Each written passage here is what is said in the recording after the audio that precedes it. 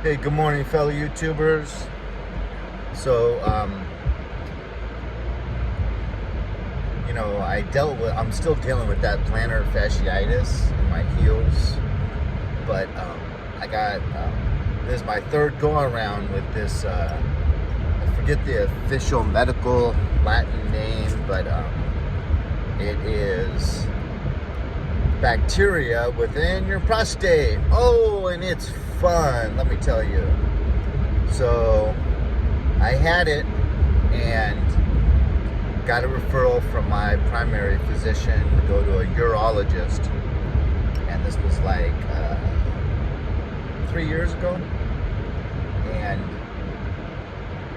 he said I had it myself.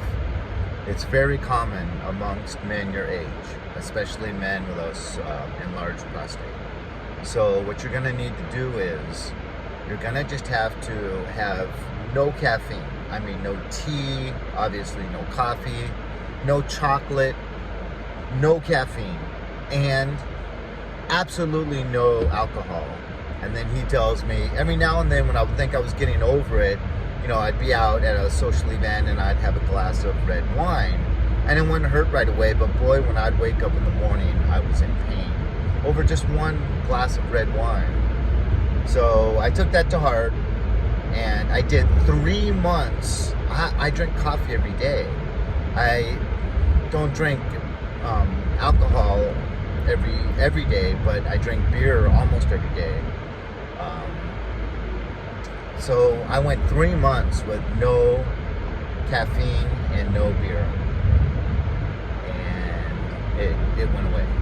And then I started drinking my coffee and beer again, and 2 months later it came back. So then I went another 3 months with no caffeine and no alcohol. Man, it was really hard and frustrating. Then I now live down here in San Pedro, so I have a different primary physician, and it comes back. So I go to this primary physician, I get a referral to a new urologist, and he says, no, I don't know about this no alcohol, no caffeine deal. What I know about is prescribing antibiotics. And so he says, so I'd like to prescribe this really, really strong antibiotic. It is a little bit dangerous. It has a lot of side effects. It can rupture your tendons.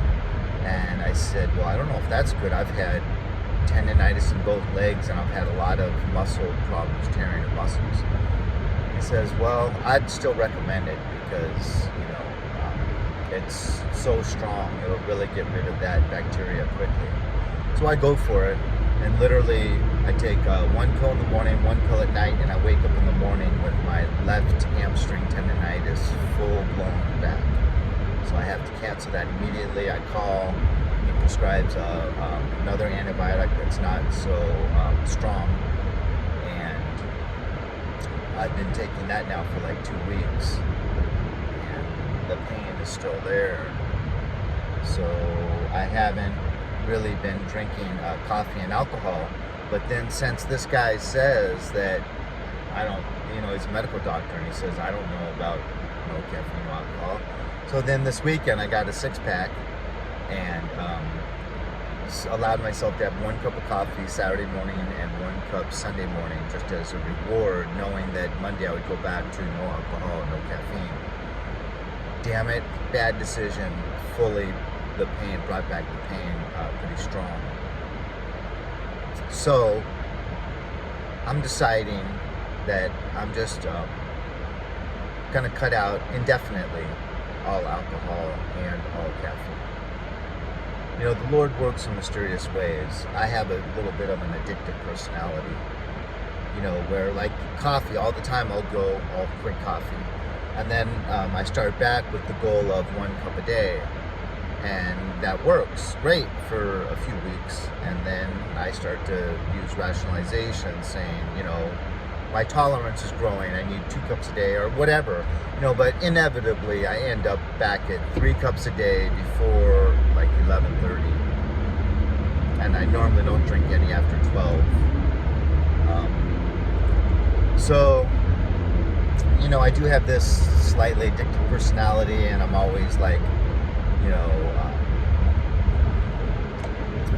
I'll you know, cut alcohol out, then I'll notice I'll start smoking more.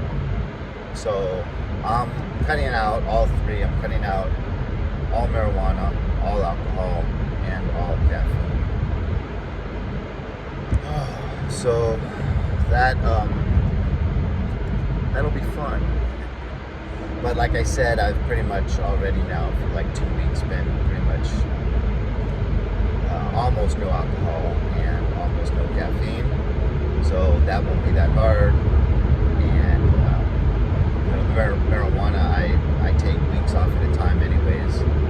And I've noticed now that my stress levels are lower, that I can sleep better without it. And so the excuse I used to use for God was I needed to help me sleep, but now I'm sleeping better without it. So that excuse is kind of losing its legitimacy.